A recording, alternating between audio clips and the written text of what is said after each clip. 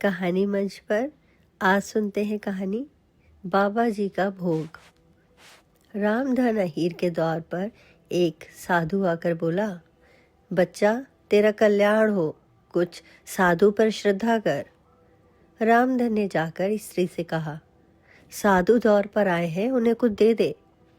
स्त्री बर्तन मांज रही थी और इस घोर चिंता में मग्न थी कि आज भोजन क्या बनेगा। घर में अनाज का एक दाना भी नहीं था।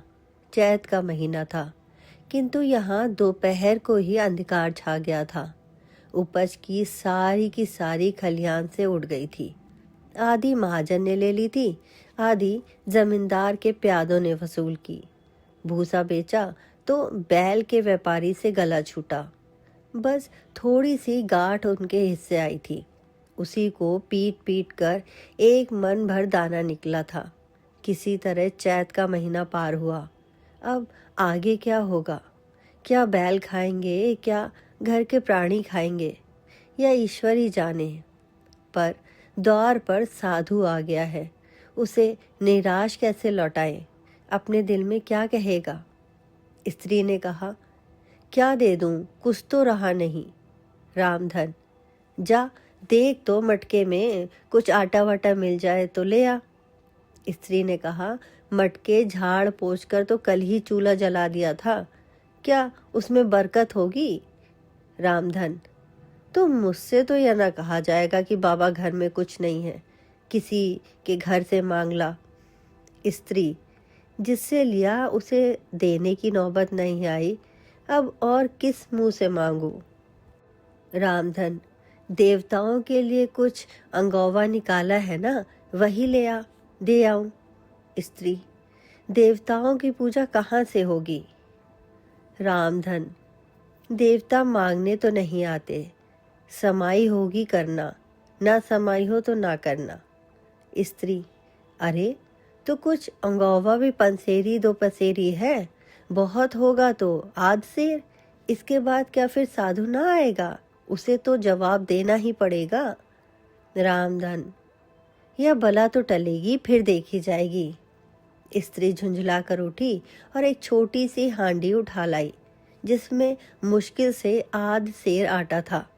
वह गेहूं का आटा बड़े यत्न से देवताओं के लिए रखा हुआ था।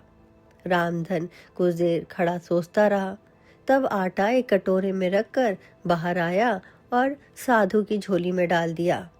महात्मा ने आटा लेकर कहा, बच्चा अब तो आज साधु यहीं रमेंगे, थोड़ी सी दाल दे तो साधु का भोग लग जाए। रामधन ने फिर आकर स्त्री से कहा, संयोग से दाल घर में थी। रामधन ने दाल, नमक, उपले जुटा दिए, फिर कुएं से पानी खींच लाया। साधु ने बड़ी विधि से बाटियां बनाई, दाल पकाई और आलू झोली में से निकालकर भरता बनाया।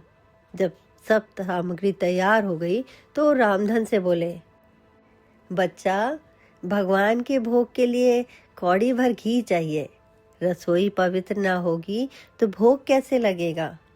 रामधन, बाबा जी घी तो घर में ना होगा। साधु, बच्चा भगवान का दिया तेरे पास बहुत है, ऐसी बातें ना कह। रामधन, महाराज मेरे गाय भैंस कुछ नहीं है, घी कहाँ से होगा? साधु, बच्चा भगवान के भंडार में सब कुछ है, जाकर मालकिन से कहो तो।